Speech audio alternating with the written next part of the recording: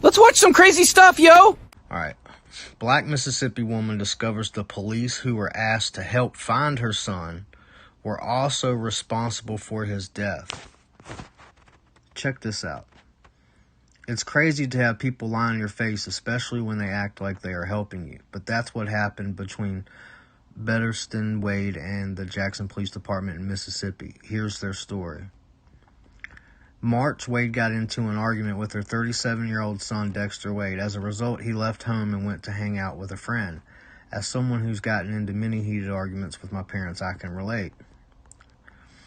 The problem is that after more than a week, Dexter never returned home, which worried Betterston beyond comprehension. So she did what a lot of people would do. She called local police and reported him missing, according to NBC News.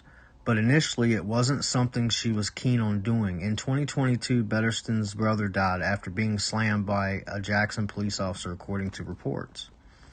After more than 7 months, specifically 172 days, Betterston did not hear one update about the whereabouts of her son. As any loving mother would be, she figured that she would never learn about her son's fate. She would call the Jackson Police Department often asking for updates, but the lead investigator would tell her there were no leads. This would be acceptable if the Jackson Police Department truly did not know where her son was. But the problem is that they did. In fact, they've known since the night Dexter went missing. NBC News reported, through the help of a coroner's investigator, court records, public documents, and interviews with Dexter's family. It's been discovered on the night Dexter left his mom, he was struck by an off-duty Jackson police officer driving an SUV on the interstate. Despite knowing Dexter's name and who his next of kin was, police failed to contact Betterston and let his body go unclaimed in the county morgue for months. Since his body went unclaimed, the county buried Dexter's remains at a penal farm with other unclaimed bodies without telling his mother.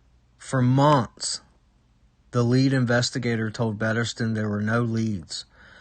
But once that investigator retired and a new one took over, they learned the truth within weeks. Dexter Wade, 37, was less than a mile from his mother's house when he was struck and killed by an off-duty police officer on March 5th. The corporal who alerted police to the collision was not injured. He was not suspected of being under the influence of drugs or alcohol and was not given field sobriety tests, nor was he cited for any traffic violations.